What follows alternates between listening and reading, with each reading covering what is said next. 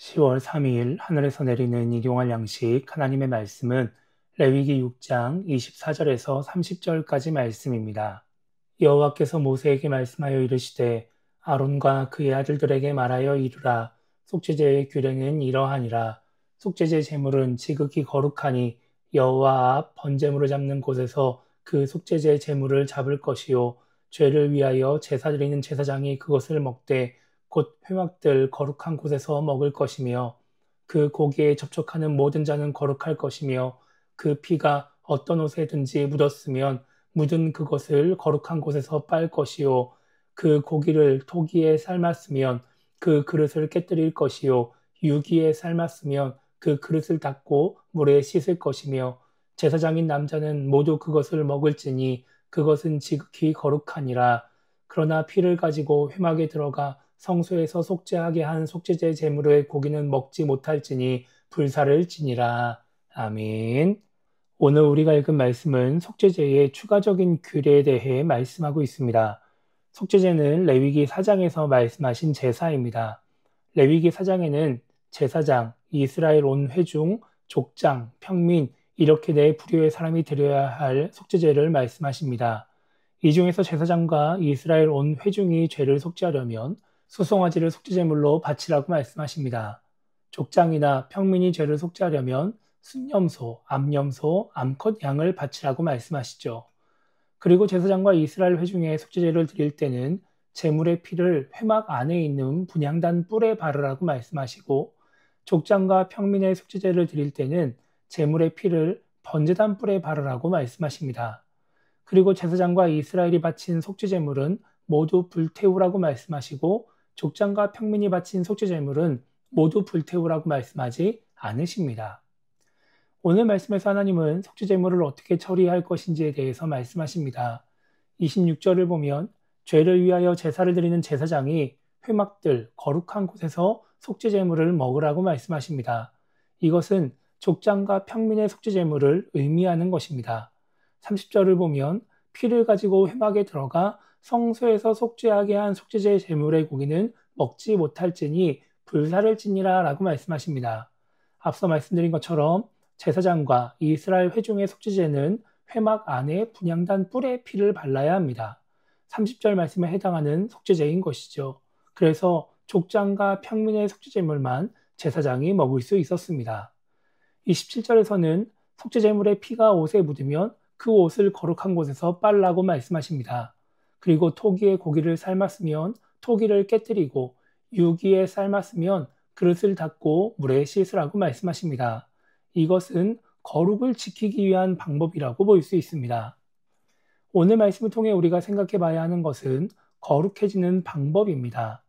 우리가 어제 살펴본 소제에 관한 말씀과 속죄제에 대한 말씀, 그리고 내일 살펴볼 속건제에 대한 말씀에서 반복적으로 말씀하고 있는 것이 있습니다.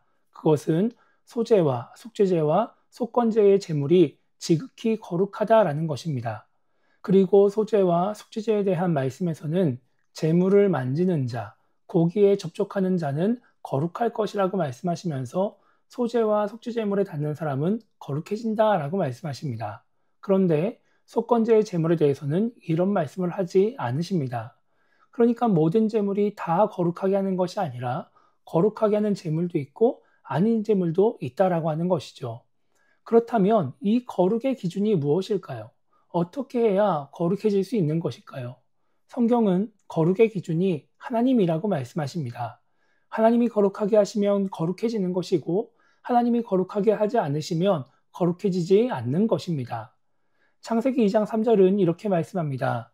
하나님이 그 일곱째 날을 복되게 하사 거룩하게 하셨으니 이는 하나님이 그 창조하시며 만드시던 모든 일을 마치시고 그날에 안식하셨음이니라 이렇게 말씀하고 있죠. 하나님이 이 세상을 창조하시고 안식일로 지정되는 일곱째 날을 거룩하게 하십니다. 그 일곱이라는 숫자에 뭔가 숨겨진 의미가 있거나 일곱째 날이 특별한 의미가 있는 날이기 때문에 이렇게 하신 것이 아닙니다. 그저 하나님이 안식하셨기 때문에 하나님이 거룩하게 하셨기 때문에 이 날이 거룩한 날이 된 것입니다. 그러니까 거룩은 하나님의 기준인 것이고 하나님에 의해 이루어진다라고 볼 수 있습니다. 그래서 우리 인간은 우리의 노력으로 거룩해질 수가 없습니다. 우리가 아무리 애를 써도 우리의 힘으로 거룩해질 수가 없는 것입니다. 예배에 빠지지 않는다고, 기도를 열심히 한다고, 봉사를 열심히 한다고 자신이 거룩한 사람이라고 착각하는 신앙인들이 있습니다. 그것은 말 그대로 착각입니다. 우리가 거룩한 사람, 거룩한 신앙인이 되려면 하나님의 도움이 필요합니다. 하나님의 은혜가 필요합니다. 하나님께서 소재물과 속죄제물을 만지는 사람은 거룩하게 될 것이라고 정해 주셔야 그 제물을 통해 거룩해지는 것처럼 하나님을 통해서 우리는 거룩한 신앙인이 될 수 있는 것입니다. 그렇기 때문에 우리는 하나님의 은혜를 구하며 살아가야 합니다. 나를 거룩한 신앙인이 되게 해달라고, 거룩한 자가 될 수 있는 은혜를 달라고 하나님께 구하며 살아가야 합니다. 소재물과 속죄제물을 만져서 거룩해지는 것처럼 우리도 거룩하신 하나님과 함께하며 하나님과 동행하며 하나님과 가까이 하며 살아가야 하는 것입니다. 하나님과 멀어지지 않기 위해서, 거룩하신 하나님과 함께하기 위해서 예배를 드리고 기도를 하고 봉사를 해야 하는 것이죠. 신앙생활로 인해서 거룩해지는 것이 아니라 신앙생활을 통해 하나님과 함께함으로써 우리는 거룩해질 수 있다라고 하는 것입니다.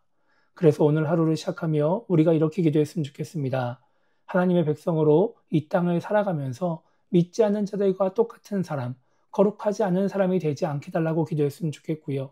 신앙생활을 통해 하나님과 함께하며 하나님으로 인해 거룩해져가는 신앙인이 될 수 있게 달라고 기도했으면 좋겠습니다. 그래서 하나님의 백성다운 모습으로, 하나님의 자녀다운 모습으로 이 땅을 살아가는 신앙인이 되게 달라고 기도하며 오늘 하루를 시작했으면 좋겠습니다. 그렇게 하나님과 함께하며 하나님으로 인해 거룩한 신앙인으로 이 땅을 살아가는 우리 모두가 되기를 주님의 이름으로 축복합니다.